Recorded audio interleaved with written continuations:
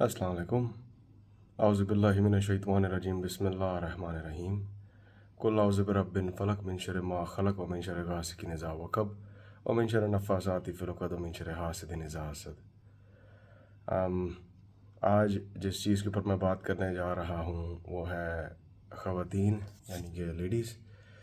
इनका जो इनका इम्पैक्ट है किसी भी मर्द की ज़िंदगी में उस पे, जब हम लोग छोटे होते हैं कोई 5-7 साल के, तो ये हमें ज़हर भी लग सकती हैं क्योंकि इन बहुत डिफरेंट होती है हमसे। और इनकी इनके खेल, इनके इनके खिलौने, इनकी ज़रूरियात हमसे बहुत डिफरेंट होती हैं। जब हम आते हैं कोई 12, 13, 14 के आसपास, तो मामला शुरू होता है। उस वक्त शुरू होने से मुराद है कि आपको जो अपनी उम्र की लड़कियां वो शायद हल्की हल्की अच्छी लगने लगें, और बंदा कहता है कि यार कोई बात हो, किसी से कोई कोई सलाम दुआ हो।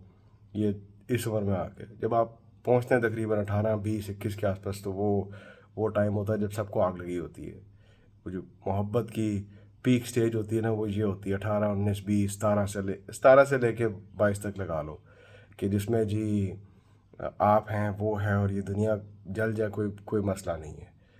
उसके बाद जब आप पहुंचते हो 30, 31, 35 के आसपास, तो अब है मतलब मोहब्बत वाला मामला भी है, लेकिन अब सीरियस हो जाता है मामला, क्योंकि अब आप वो बच्चे की कैटेगरी से बाहर आ गए हो।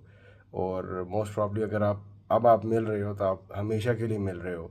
वैसे वेस्टर्न सोसाइटी में तो नहीं, इधर भी नहीं, इधर भी काफ़ी लोग हैं जो 30-35 पे मिल के भी अलग हो जाते हैं। लेकिन अमूमन जब 30-35 के आसपास आप मिलते हो, तो वो आ, उनका जो होना है, क्या कहते हैं, आपके साथ वो परमानेंट होता है। 40-45 जो है वो तो मोस्ट प्रॉब्ली परमानेंट ही होता है। एटलीस्ट हमारी सोसाइटी के अंदर तो बिल्कुल परमानेंट होता है। और आप इतना अरसा साथ रह चुके होते हो कि आपको उठक बैठक सब कुछ उनका पता होता है। और मोहब्बत अभी भी होती है, लेकिन वो एक होता है ना, जो जिसको आग लगी हुई है, वो वाली मोहब्बत नहीं। अब रियलिस्टिक मोहब्बत होती है। आपको उनके आदत का पता होता है, उनको आपकी आदतों का पता होता है।